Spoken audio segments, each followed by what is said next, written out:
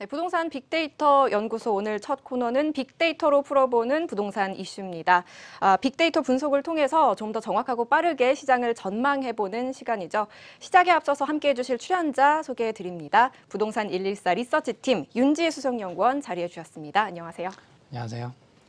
네, 인기 있는 신도시의 신규 분양은 언제나 뜨거운 이슈입니다. 오늘은 1기부터 3기까지 신도시에 관련된 내용을 들여다볼까 하는데요.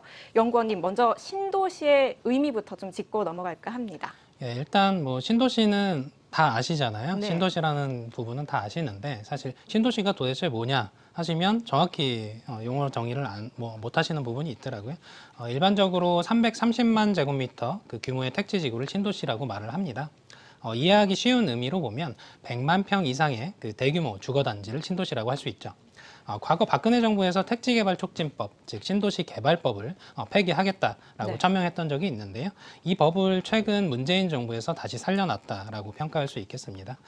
정부가 주도하는 택지지구는 규모가 크면 클수록 규모의 경제 효과 때문에 사실상 여러 가지 장점 요인이 많습니다. 예를 들어서 지난 9.21 대책에서 3기 신도시 공급을 밝혔잖아요. 아무래도 신도시다 보니까 도로 등의 그 교통계획이 같이 들어가게 되고요. 여기 학교라든지 뭐 공공기관이라든지 뭐 상업시설, 공원까지 뭐 대규모로 패키지로 들어가는 특징이 있습니다. 거기에다가 최근에는 그 업무시설도 같이 들어가는 경향이 있기 때문에 예전에는 베드타운 형태로 잠만 자는 주거 도시로 전락하는 경우가 많았는데 네. 그럴 가능성은 최근에 많이 낮아졌다라고 할 수 있겠습니다. 예. 네, 신도시란 100만 평 이상의 대규모 택지 지구고 또 교통과 상업 시설이 함께 들어가고 요즘에는 베드타운 이상의 또 업무 시설이 들어가는 모습을 띠고 있다고 설명을 해주셨는데 그럼 키워드를 함께 살펴보면서 신도시 공급에 대해서 얘기 계속 나눠보도록 하겠습니다. 첫 번째 키워드는 82만이네요. 82만 어떤 내용이 담겨 있을까요? 예. 최근에 이제 3기 신도시 지정에 대해서 관심이 많으시잖아요. 네. 82만이라는 숫자는 1기 신도시와 2기 신도시, 3기 신도시를 모두 합산, 거기에 있는 가구 수를 모두 합산하면 총 82만 가구 수준이 됩니다. 구체적으로 살펴보시면 1기 신도시 아파트 재고 물량이 한 27만 가구 수준이고요. 2기 신도시가 현재 35만 가구, 그리고 3기 신도시 예정 물량이 20만 가구입니다. 이 부분을 모두 합산하면 82만 가구 수준이라고 할 수 있죠. 아무래도 아파트 같은 공동주택 기준으로 물량을 산정한 부분이다 보니까 네. 단독주택이나 뭐 연립 같은 뭐 상가주택까지 이런 부분을 모두 합산하면 그리고 앞으로 미래에 분양하고 입주할 부분까지 모두 합친다면 대략 120만 가구 네. 수준이라고 할 수도 있습니다. 신도시는 대부분 서울과 근접한 곳에 서울 집값 안정을 목적으로 조성이 되죠. 현재 10월 현재 서울의 아파트 재고 물량이 170만 가구 수준입니다. 따라서 그 지금 신도시 규모로 볼 때 서울 아파트 그 주택 수요의 3분의 2 이상을 책임지고 있다라고 평가할 수도 있겠습니다. 네, 신도시 전체 아파트 재고가 82만이라는 키워드 살펴봤고요. 1기부터 3기까지 신도시 공급 물량을 보니까 점점 줄어들고 있는 모양새를 띠고 있는데 네, 맞습니다. 먼저 1기 신도시는 어디이고 또 물량은 얼마나 되는지 좀 설명해 주시죠. 예, 일단 1기 신도시 중에서 가장 규모가 큰 곳은 분당 신도시입니다. 아파트 재고 물량이 현재 약 9만 가구 수준이고요. 그리고 일산, 평촌, 중동, 3번 순으로 재고 물량이 많습니다. 1기 신도시는 이렇게 총 5개의 도시를 의미하고요. 일단 일산은 5만 8천 가구 수준이고요. 네. 평촌이 4만 1천 가구, 중동이 4만 가구, 그리고 3번이 3만 8천 가구 수준입니다. 이를 모두 합산을 해보면 총 27만 가구 수준이죠. 1기 신도시에서 현재 가장 입지가 좋은 곳은 아무래도 서울 강남에서 그 접근성이 좋은 분당이라고 평가할 수 있는데요.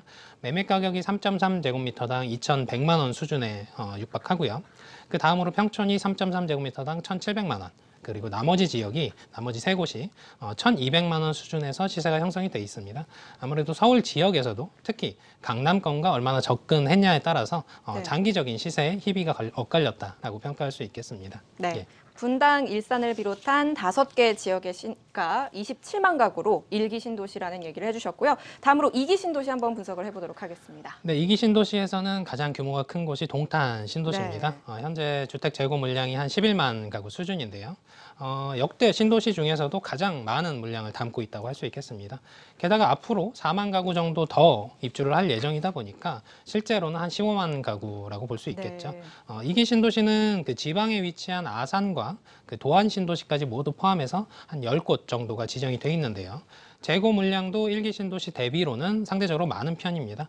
김포 한강 신도시가 5만 5천 가구 수준이고요. 파주 운정이 4만 7천 가구, 판교와 광교가 2만 8천 가구, 그리고 위례가 2만 4천 가구 수준이고요. 그리고 양주가 2만 가구 수준인데요. 2기 신도시 물량을 모두 합산을 해보면 35만 가구 수준으로 확인이 됩니다. 2기 신도시도 마찬가지로 서울 강남에 근접한 곳을 중심으로 매매 가격이 높습니다. 판교와 위례가 3.3제곱미터당 3천만 원을 초과를 했고요. 광교가 2,300만 원 수준이고요. 그리고 동탄이 1,300만 원 수준입니다. 나머지 2기 신도시는 3.3제곱미터당 1,000만 원 수준에서 움직이고 있는데요. 2기 신도시는 아무래도 1기 신도시보다는 새 아파트라는 특징이 있다 보니까 주거 선호도가 높다는 그런 장점이 있다고 할 수 있겠습니다. 네. 네. 1기 신도시에 비해서 물량도 더 많아진 것 같고 또 다양한 지역에 산재해 있는 2기 신도시 살펴봤고요. 또 다음 키워드 만나보겠습니다. 다음 키워드는 직장입니다. 직장 하면은 뭐 직주 근접 이런 얘기인 것 같아요. 직장과 출퇴근 거리를 얘기하는 것 같은데 맞나요? 예, 뭐 일부는 맞습니다. 예. 네. 말씀하신 것처럼 뭐 1기 신도시와 2기 신도시를 구분하는 가장 중요한 특징은 직주 근접 부분에 있습니다. 직장과의 거리가 어느 정도 근접하냐에 따라서 사실은 지구 조성, 신도시 조성의 목적이나 뭐 성격 등이 달라지기도 하기 때문인데요. 일단 1기 신도시를 한번 예를 들어서 설명을 드릴게요. 지금 1기 신도시에서 가장 잘 나가는 신도시는 분당과 평촌입니다. 네. 아까 시세로 말씀을 드렸죠.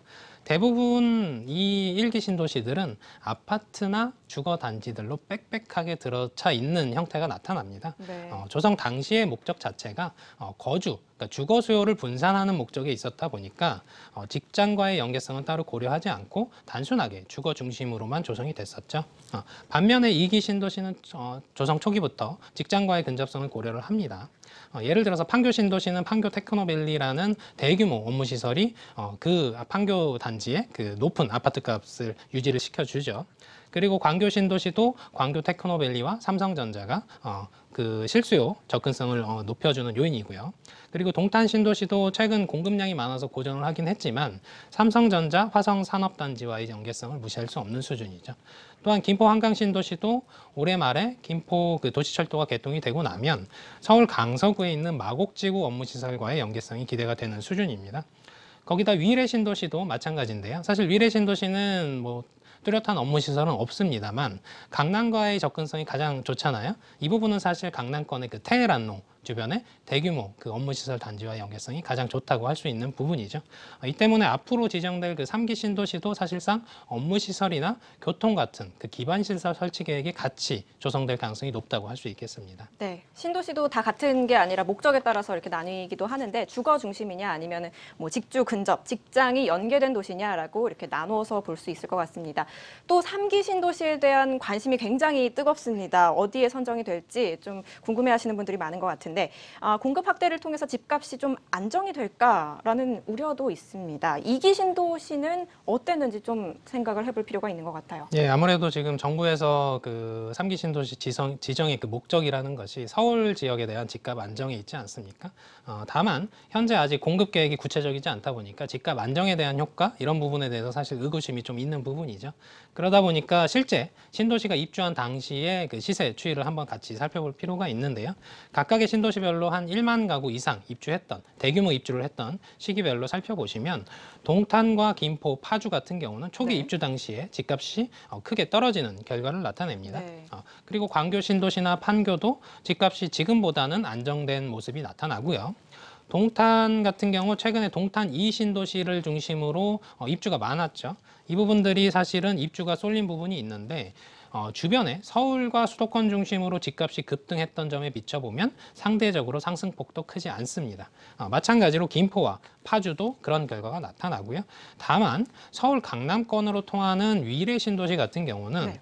최근에 새 아파트 수요가 크게 늘었던 점이나 강남 접근성이 그 수요 부분이 더 초과하다 보니까 이 부분이 큰 영향을 미쳤다고 볼 수가 있고요. 이 부분 때문에 사실상 입주 시점부터 크게 급등하는 양상이 나타났습니다.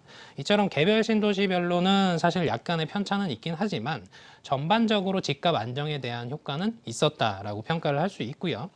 특히 최근처럼 집값이 불안한 양상에서 그마저, 그러니까 신도시 공급마저 없었다면 그 결과가 집값이 얼마나 더 불안했을까라는 부분을 고려를 하신다면 신도시에 대한 공급에 대한 효과는 어느 정도 긍정적으로 볼 필요가 있다고 할 수 있겠습니다. 네. 2기 신도시를 이렇게 쭉 살펴보니까 어느 정도 편차는 있었지만 집값 안정에는 효과를 좀 거뒀다라고 했는데 3기 신도시도 그런 예상을 해볼 수 있는 거겠네요. 마지막으로 가장 궁금한 부분이 3기 신도시 후보지가 어디일까라는 건데요. 연구원님, 네. 어디가 가장 유력한 후보지가 될까요? 일단 정부에서 1기 신도시보다는 입지가 좋은 곳을 선정하려고 노력을 할 가능성이 높습니다. 특히 서울에 최대한 근접하고 교통 여건은 이미 좋은 곳들을 선정을 할 가능성이 높은데요. 우선 3기 신도시는 최대 5곳 중에서 2곳 정도만 올해 내에 발표를 할 예정인데요. 서울시에서는 아무래도 그린벨트 해제에 대해서는 반대 입장이다 보니까 서울에서의 대규모 공급은 사실상 불가능하다고 판단이 되고요. 현재 언론에서 후보지로 거론되는 곳들은 경기도 시흥이나 고양, 김포, 하남, 구리, 남양주, 성남 등을 중심으로 1기 신도시 대비 서울 접근성이 상대적으로 우수한 지역들이기 때문에 지금 선정 작업에 들어간 상황이고요.